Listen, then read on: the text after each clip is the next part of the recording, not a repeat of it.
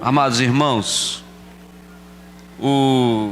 esse mês, no dia 31, nós vamos celebrar, o Brasil celebra, o mundo celebra 500 anos da Reforma Protestante. 500 anos, 5 séculos, quando Deus usou um homem, e não só ele, vários semeou no coração, mas sobretudo, principalmente no coração de Lutero. E numa era de trevas que o mundo estava vivendo, Deus trouxe luz, e durante alguns séculos a igreja produziu grandes avivamentos no mundo. Durante muito tempo, e durante os séculos, a igreja foi ferramenta de Deus para produzir grandes avivamentos na terra. Você vai ver avivamentos na Inglaterra, você vai ver avivamentos na América, grandes avivamentos pontuais que se espalharam no mundo inteiro. E a igreja foi um instrumento de Deus durante os séculos para produzir esse avivamento. Durante séculos, a palavra de Jesus tomou vida pela igreja, quando Cristo disse que a igreja os discípulos eram sal e luz do mundo. Os dias de hoje, o mundo tem precisado tanto da igreja quanto na época de Lutero. Os dias de hoje, a igreja tem feito grande falta ao mundo. A igreja precisa voltar urgentemente a ser igreja. Durante séculos, repito, a igreja produziu equilíbrio no mundo. Durante séculos, se você for ver os grandes avivamentos que foram produzidos na Inglaterra, por exemplo, cidades inteiras, em que bares, em que prostíbulos eram fechados, não porque foram lá e fecharam, mas porque não haviam clientes. Os pecadores afluíam para as igrejas, os pecadores fugiam para se refugiar. A evidência da culpa, a evidência do pecado era algo tão gritante, que há testemunho de pessoas que em cultos choravam porque viam o abismo do inferno abrindo-se sob seus pés. Esse cronômetrozinho é para o pregador não passar da hora, irmão. Você viu aí? Era um segredo nosso, ó. Thaisa mostrou. Todavia, durante um tempo nós fomos nos conformando. Nós temos falado muito isso aqui na igreja, amém?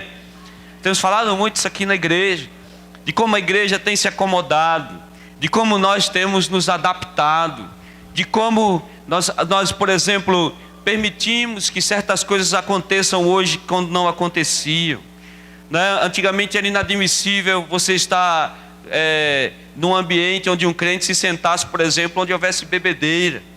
Hoje a gente percebe que alguns irmãos até sentam, outros tiram foto com pessoas bebendo. Esses dias eu fiquei preocupado, um jovem, adolescente, conversando com um amigo, estava lá uma torre de cerveja, e ele ali do lado, na boa, como se nada tivesse acontecido. Nós participamos de festas e achamos que essas festas são naturais. Nós permitimos que certas atrocidades, blasfêmias ocorram debaixo do nosso nariz. Isso não é natural, isso não é comum. O diálogo do mundo tem feito com que muitos de nós, às vezes até, converse as mesmas coisas que o mundo está conversando, né? Bandeiras de arco-íris em fotos de crentes, bandeiras pessoas que defendem causas que, não é questões humanitárias, mas sobretudo questões de princípios cristãos, se abandona por uma moda que se vive.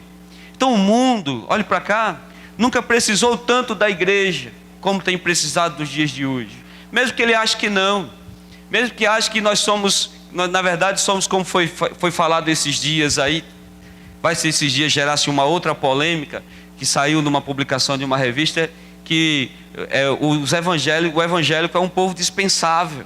Saiu numa reportagem de uma grande revista. Vai ter outra polêmica essa semana aí. Prepare você que está nas redes sociais, que vamos ter guerra de novo essa semana. Mesmo que o mundo nos ignore, mas o mundo precisa da igreja sendo igreja. E o texto que nós lemos, o capítulo 2 de Atos, no verso 42, fala o padrão dessa igreja. O padrão de uma igreja incrustada num ambiente hostil, num ambiente extremamente hostil, em que o Cristo acabara de ser crucificado de forma brutal e cruenta. O líder máximo tinha sido levado de uma forma tão absurda que foi o Cristo. E o cristianismo, ele começa a se desenvolver dentro desse ambiente que era completamente hostil e feroz. E a Bíblia fala, no texto que nós lemos, em Atos capítulo 2, verso 42 em diante, que a igreja começa a tomar vigor, a tomar corpo, justamente nessa época de grande dificuldade e hostilidade. E essa igreja, ela deu tão certo, que nós hoje estamos aqui, séculos depois, milênios depois, conversando a respeito desse evangelho, porque essa igreja soube perseverar. Porque essa igreja soube ser igreja.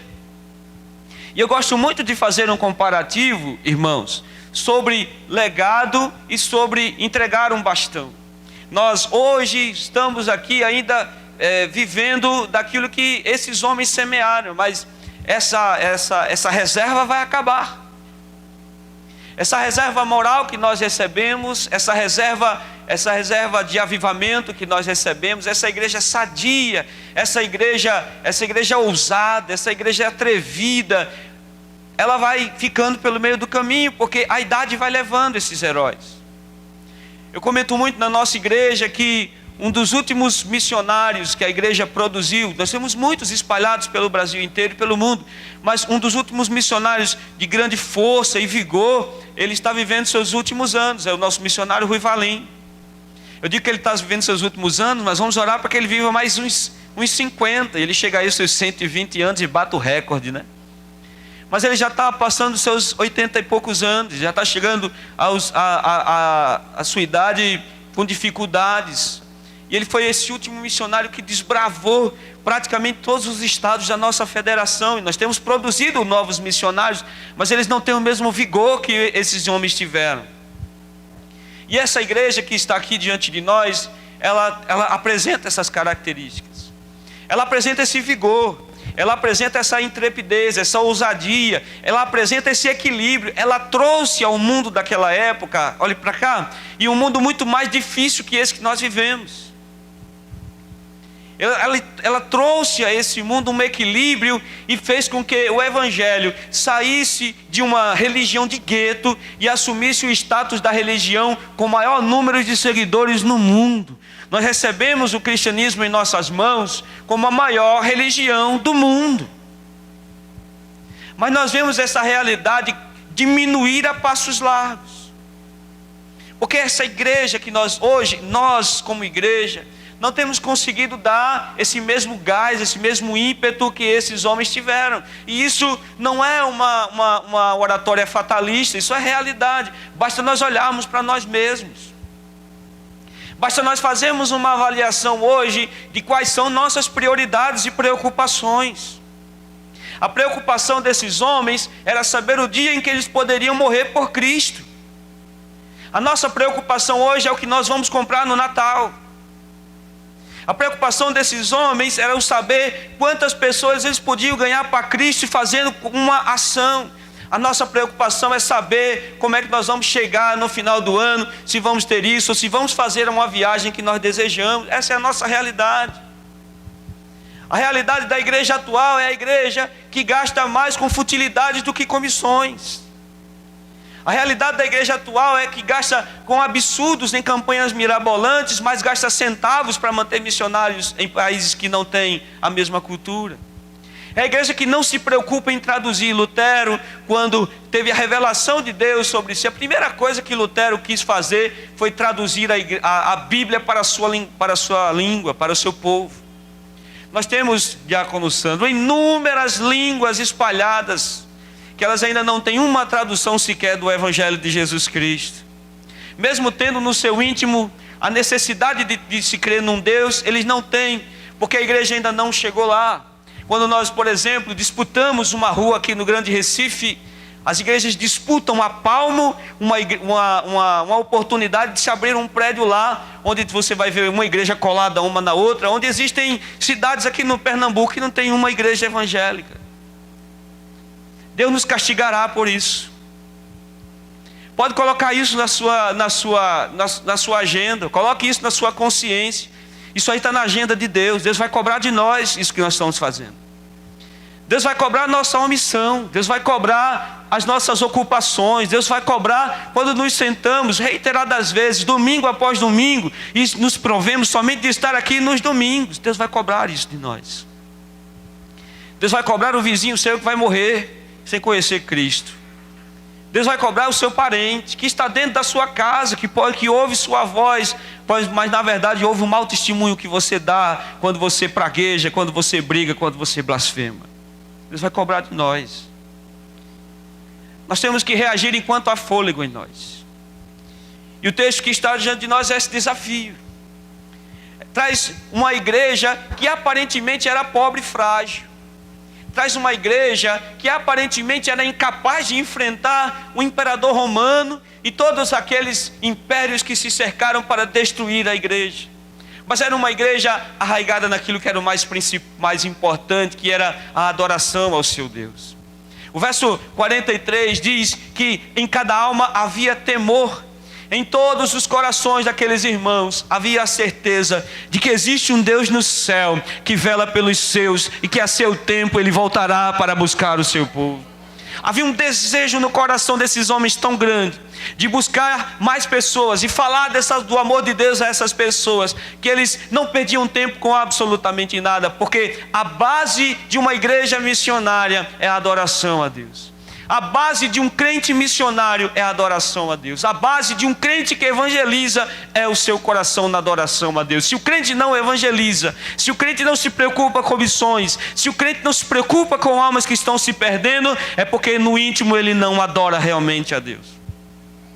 Porque é impossível conhecer o Deus Criador de todas as coisas, que enviou seu Filho para morrer pelos pecadores, e não entender que a prioridade desse Deus é que nós, como igreja, venhamos anunciar o sacrifício vicário de Jesus na cruz do Calvário.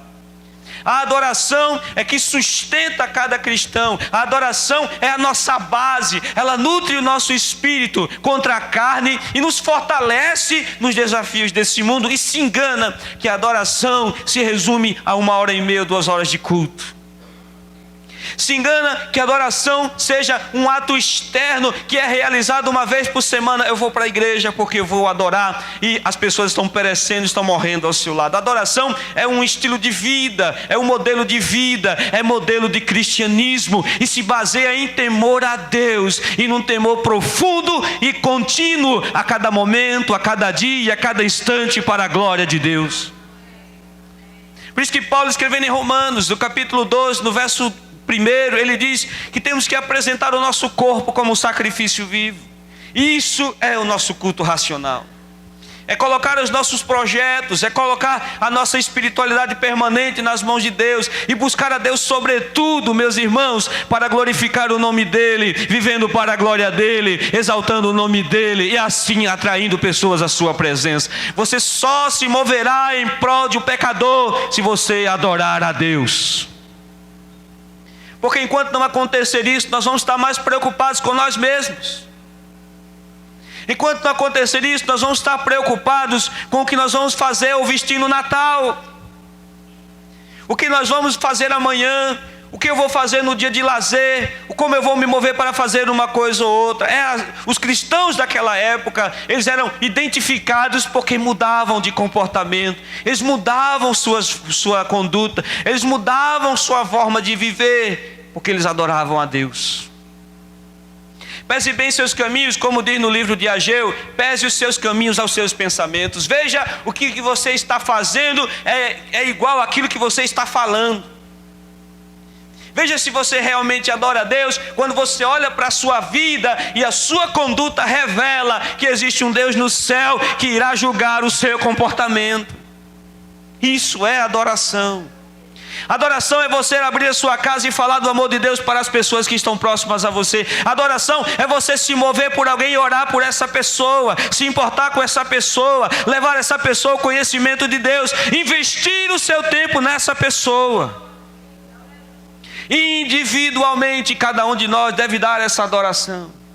O texto sagrado, na leitura que nós fizemos, diz que essa igreja, sobretudo, era uma igreja fiel na adoração.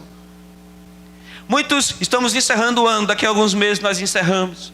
E nós fazemos a contabilidade daqueles que ficaram pelo caminho. E assim como Israel andou pelo Egito, nós estamos caminhando para Canaã celestial. E alguns em Israel ficaram pelo deserto porque não creram, porque preferiram adorar ao bezerro de ouro, porque preferiram blasfemar e murmurar, ao invés de, mesmo no deserto, procurar o caminho estabelecido por Deus. Alguns de nós ficou pelo caminho. Alguns de nós ficaram e estão agora sendo cobertos pela areia do deserto, porque se preocuparam mais em outras coisas do que adorar ao Deus do céu. Quando naquela época, irmãos, alguém se convertia, fatalmente era executado. Quando a Bíblia diz que Pedro seguia Jesus de longe, não julgue Pedro, Pedro tinha medo de morrer.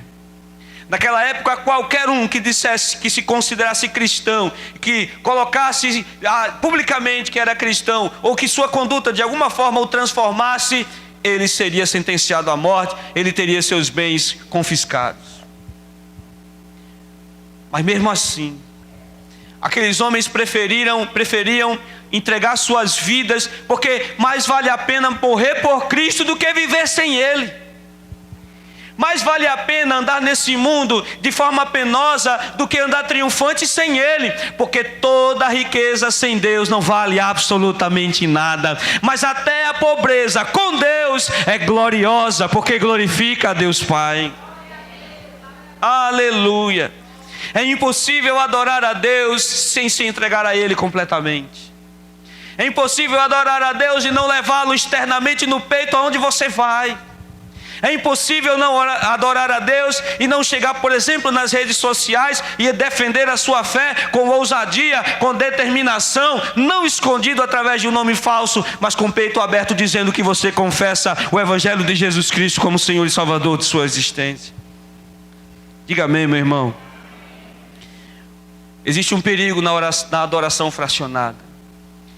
Existe um perigo, e eu fico olhando para muitos crentes. Quando nós percebemos, um texto que nós falamos muitas vezes aqui na igreja, Isaías capítulo 1, versículo 13, quando Deus, através do profeta Isaías, olha para o povo e diz: olhe, eu não suporto mais o culto de vocês. Eu não suporto mais a oração de vocês, os cânticos de vocês estão me causando perturbação. Não cantem, não jejuem, não façam mais isso. Esses ajuntamentos de vocês me perturbam, disse o Senhor. E o povo diz: mas como assim? Isaías diz: porque as mãos de vocês estão sujas de sangue. A omissão de vocês me aborrece, diz o Senhor. O povo cumpria todo o ritual de festas religiosas, mas não tinha vida diante de Deus. Não tinham vida no altar. Olhe para cá, o Senhor nos chama para colocar a nossa vida no altar de Deus. Diga amém, meu irmão. Não existe meio termo. Não existe adoração fracionada, porque se você adora Ele dividido, Ele não recebe a nossa adoração, Ele não recebe o seu louvor, Ele não recebe suas petições, Ele não ouve o que você fala. Então deixa eu dar um conselho a você nessa noite: persevere na adoração ao Senhor e entregue-se a Ele incondicionalmente. Hoje, a nossa igreja lança um projeto Uganda. Hoje, nós estamos arrecadando recursos para enviar um jovem casal para Uganda. E eu tive o privilégio de conversar com eles. Jovens, e eu fiz um teste com eles. Qual é seu sonho? Qual é seu projeto? O que é que você quer fazer? Onde você quer chegar? Ele disse: pastor, meu sonho é chegar em Uganda. Eu disse: certo, mas você sabe como é Uganda? Você sabe como é o sistema? É um país muçulmano.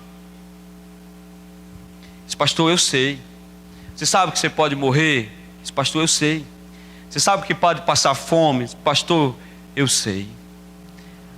Mas o Senhor arde no meu coração o desejo, e o meu sonho é botar os meus pés em Uganda. Ali, já um pouco frustrado de ver tanta coisa, ali meu coração mais uma vez reacendeu naquele mesmo ímpeto de saber que Deus ainda levanta os seus vocacionados. Ser missionário em Miami é fácil. Ser missionário na Europa é fácil. Eu quero ser missionário na Espanha. Eu quero evangelizar os espanhóis. Eu quero evangelizar Madrid. Eu quero evangelizar Barcelona, o Camp Nou. Ele vai para uma terra que assim que ele botar os pés nela, a partir do primeiro dia que ele colocar, ele corre o risco de não voltar mais para sua casa. Aquele jovem casal corre o risco de não ter filhos, porque filhos para eles é perigoso. Aquela jovem irmã, ela corre o risco de não ter a sua casa como sonhara. A nossa irmã Deolúcia, eu estive com ela alguns dias atrás, e todas as jovens sonham em ter sua própria casa, todas as jovens sonham em ter sua família, um lar bem, não é, irmã? A minha casa é assim, a minha casa é assada. A nossa irmã, a missionária Deolúcia, eu estive com ela, ela estava morando provisoriamente no centro de convenções e estava prestes a ser enviada para a China, país comunista. Os comunistas que gostam desse comunismo podem ir para a China, e a nossa irmã talvez também não volte. A adoração vai muito além de levantar as mãos. A adoração é entregar a vida a Deus. Você vai dizer, mas pastor, eu não vou para lugar nenhum, o Senhor não me chamou para isso. Não precisa.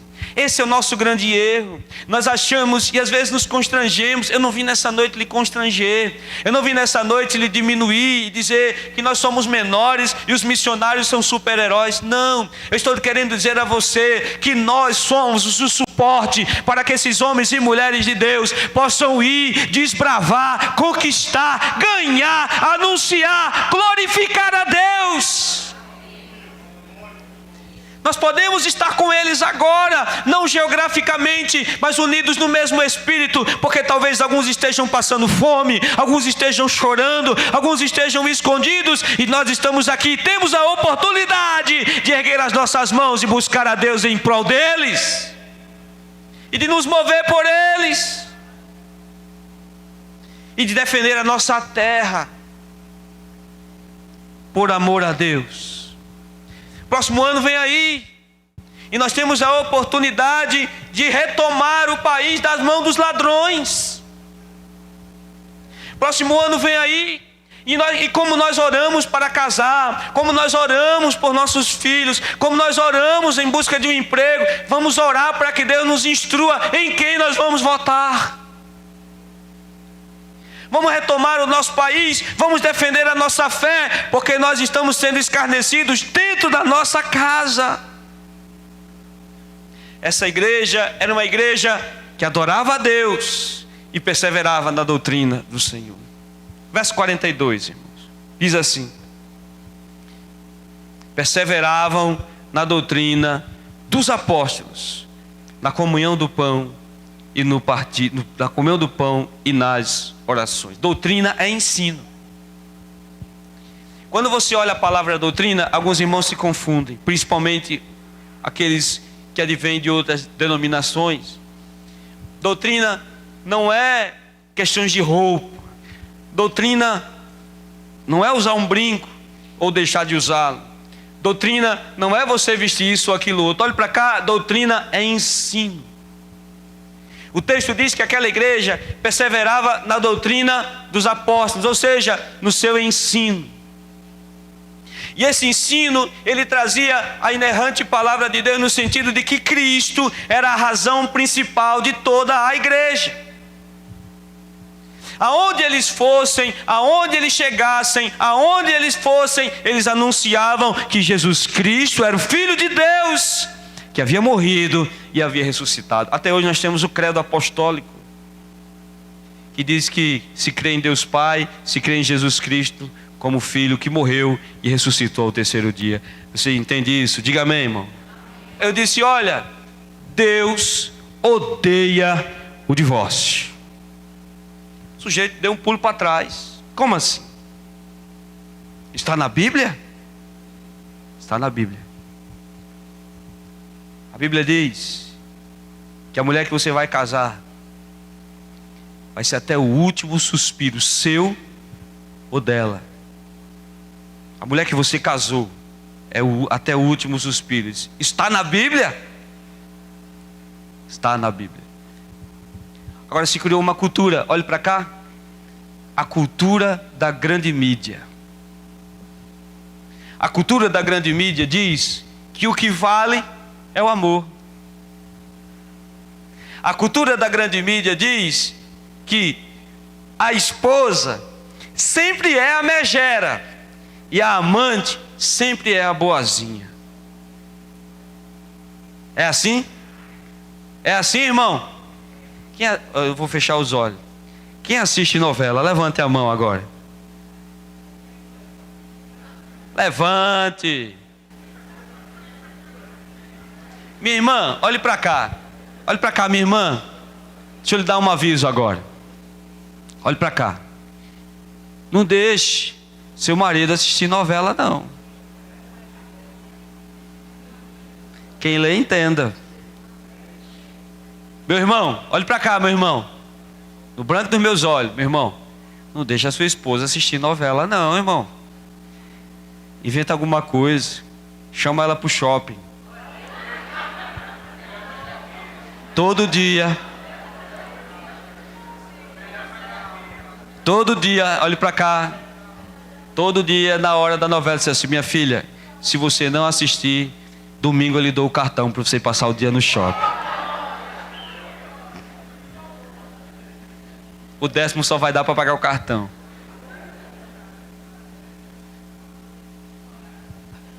Só que o ensino das Escrituras cobram de nós uma postura diferente.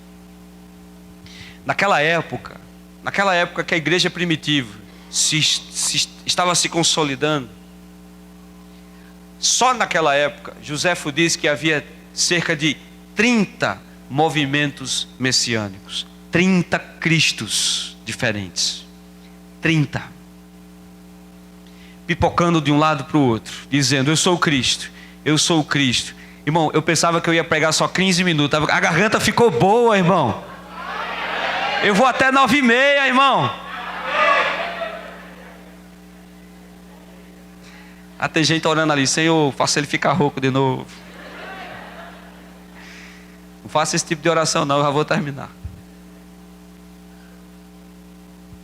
2 Timóteo capítulo 3, verso 16, diz assim: toda a Escritura é inspirada por Deus e útil para o ensino, para a repreensão, para a correção, para a educação na justiça.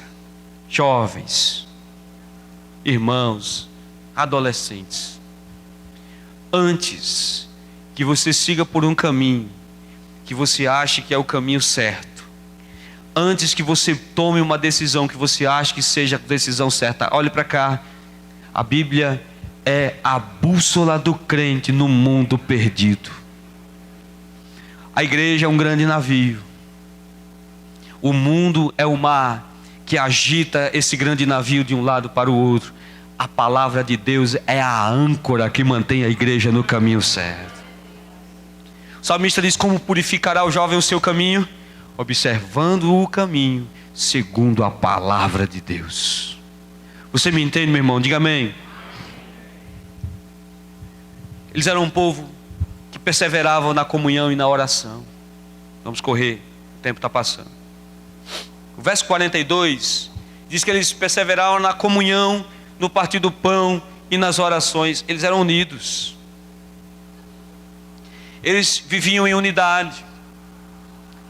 Hoje, antigamente, irmãos, os irmãos mais antigos, não vou chamar velhos, os irmãos mais experientes. Os irmãos mais experientes sabem que a igreja evangélica, ela tinha uma dificuldade, que era pregar contra a idolatria. Parece que todos naquela época, né, a gente pregava muito sobre idolatria, sobre a questão de confrontar outra religião. Hoje a nossa dificuldade, olhe para cá, está dentro do contexto evangélico.